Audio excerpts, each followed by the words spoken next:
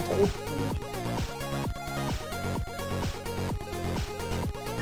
C'est tellement beau.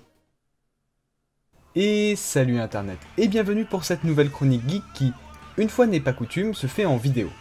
Tout est déjà enregistré, je tiens à le préciser, pour des raisons de qualité, mais aussi de synchronisation. Bref, aujourd'hui, grâce à Franck, on va traiter un sujet qui me plaît et me passionne, Mario Kart. Ah, Mario Kart, l'un des jeux de course les plus populaires et regroupant un très large public allant de 7 à 77 ans. Mais pour l'heure, je ne vais pas vous parler de l'évolution de la franchise, mais je vais plutôt vous donner mes trucs et astuces pour vous améliorer sur le dernier opus en date, Mario Kart 8 sur Switch, le tout sur fond de musique techno libre de droit. C'est parti! Et on commence cette série d'astuces dès la sélection de personnages et du kart. Car oui, ce choix n'est pas anodin. Toute la différence des personnages se fera par la taille et le poids. Un personnage petit, dit léger, aura une accélération plus élevée, mais une vitesse basse, ainsi qu'une meilleure maniabilité, mais une plus petite hitbox, zone dans laquelle le jeu considère que le personnage est touché. Ce qui est pratique pour éviter les carapaces, les bananes, mais aussi les box et les pièces.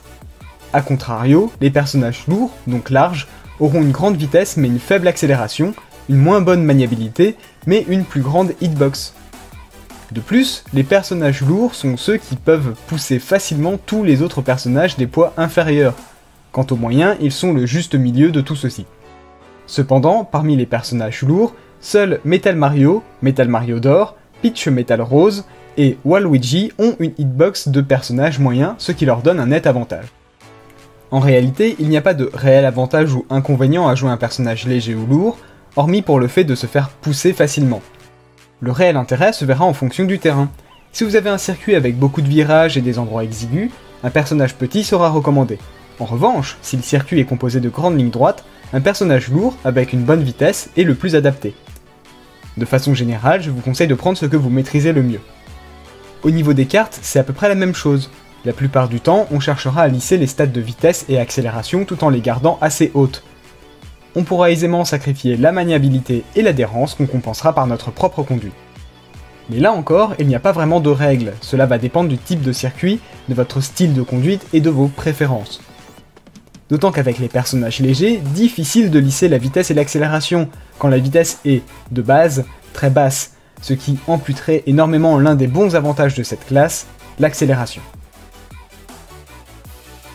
Passons maintenant aux astuces en jeu et commençons avec ce qui, selon moi, sont les deux grands types de conduite à avoir et qui sont basés sur la même idée, être isolé. Car Mario Kart n'est pas seulement un jeu de course, c'est aussi un jeu de combat automobile.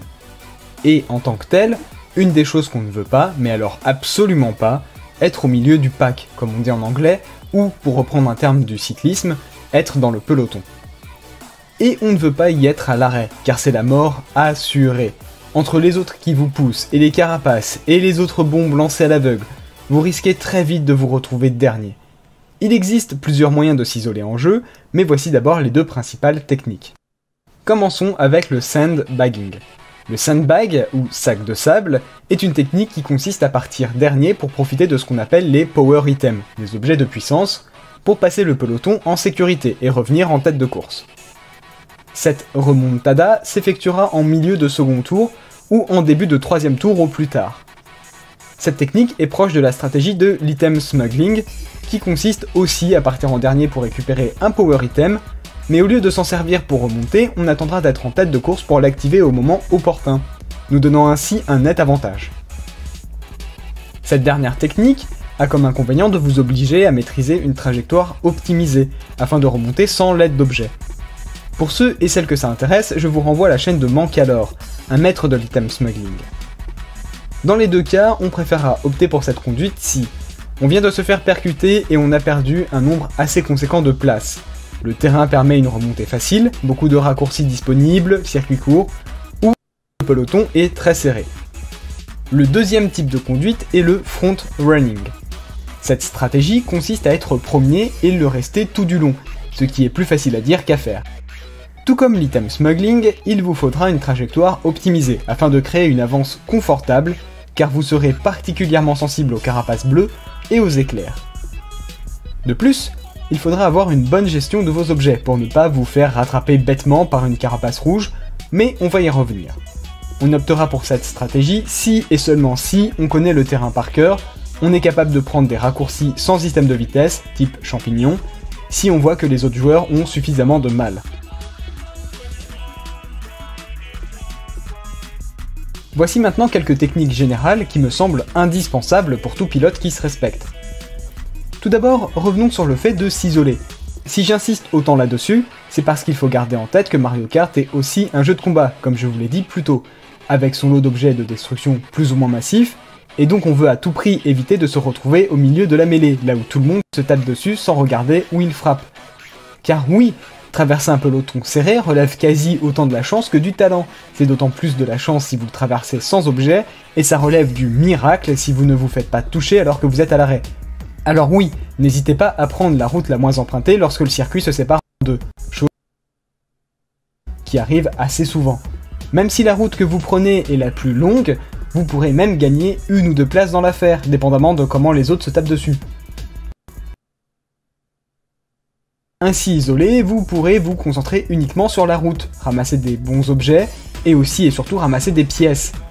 Il est important, lors des 2 premiers tours, de ramasser un maximum de pièces sur le circuit, car plus vous en avez et plus votre vitesse de pointe augmente. On peut en avoir un maximum de 10, et si vous en avez 7 à la fin du premier tour, c'est très bien. Lorsque vous arrivez à votre second tour, c'est souvent là le moment de sécuriser une place, et si possible, une bonne. Mon conseil, prenez les raccourcis ne nécessitant pas d'item de vitesse. Il y en a des très faciles à prendre, et je vous propose ici 3 qui sont les plus faciles du jeu. Dans les plaines Donuts 3, après le pont cassé, plutôt que de continuer tout droit, tournez directement à gauche. Vous louperez des box, mais le circuit est très court et il y en a juste avant, donc c'est bien souvent pas nécessaire de les prendre. Dans l'aéroport Azur, avant de terminer le tour, coupez par le tapis roulant où il y a les caisses. Ça vous permet de faire une figure qui donnera un boost à l'atterrissage et un mini turbo en dérapant pour être de nouveau en piste. Enfin, sur la route arc-en-ciel, lorsque le circuit se sépare, prenez à droite. Arrivez au petit bouton qui vous fait tourner, allez tout droit et là... Alors oui, c'est un saut de l'ange, c'est très effrayant à faire les 2-3 premières fois et vous risquez de tomber dans le vide, mais une fois habitué, vous ne passerez plus que par là, ça fait gagner une place quasi à chaque fois. En ce qui concerne les objets, voici la règle générale. Dans le peloton, toujours avoir un objet défensif. Ne jamais utiliser de carapace rouge pour désarmer un joueur, et au passage ne jamais doubler un joueur avec une carapace rouge. Éviter d'utiliser les champignons en dehors des raccourcis. Utiliser l'éclair lorsqu'un maximum de joueurs est vulnérable, et si possible en plein saut. Utiliser le fantôme bien avant un raccourci.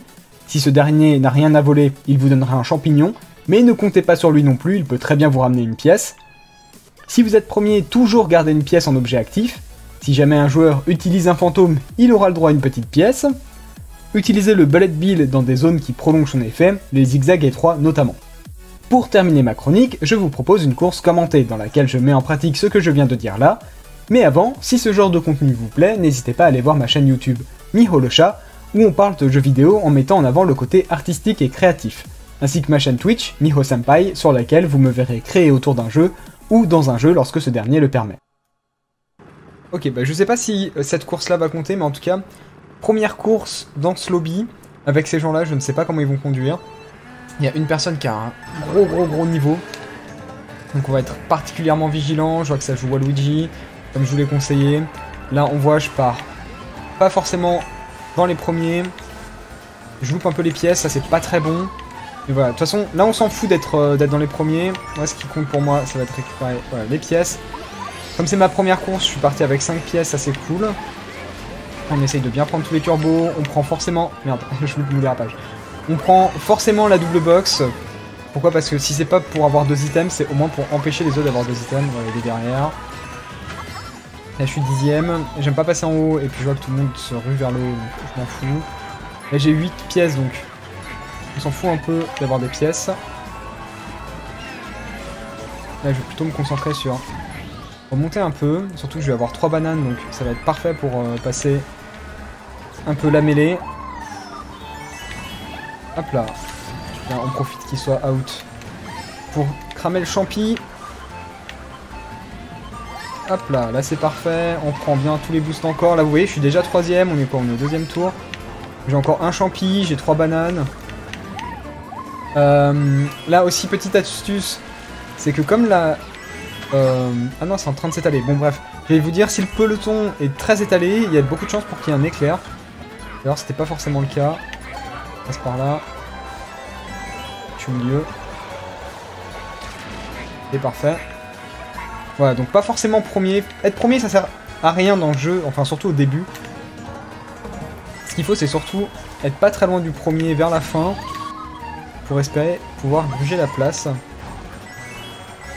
Là par exemple, vous voyez, j'ai des bananes, je vais essayer de les échanger contre autre chose de mieux. Là, ça sert un peu à rien, mais c'était juste pour les cramer. Comme ça au moins... Un champignon, c'est parfait. C'est parfait. Donc là, je vais garder ma banane, pourquoi? Parce que si jamais il y a un fantôme qui essaye de me voler un truc, déjà, il va pas se retrouver... Il va se retrouver avec une banane, pardon, ce qui est mieux.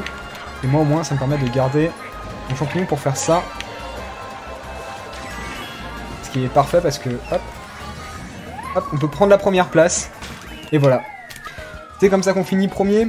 Et après, vous avez vu donc la carapace qui sert de protection au cas où. Et j'ai vraiment bien fait, j'ai vraiment eu la chance sur ce coup-là. C'est aussi ça, Mario Kart, c'est un peu de chance. Et un peu de gestion d'items et un peu de gestion de tout. Et vous avez vu qu'on n'est pas parti premier, hein. On était dans les 10, 11e, j'étais dernière. Et j'ai réussi à faire première, pourquoi? Parce que gestion des objets, etc. Voilà, j'espère que cette vidéo vous a plu en tout cas. C'était Miho, et à vous les studios!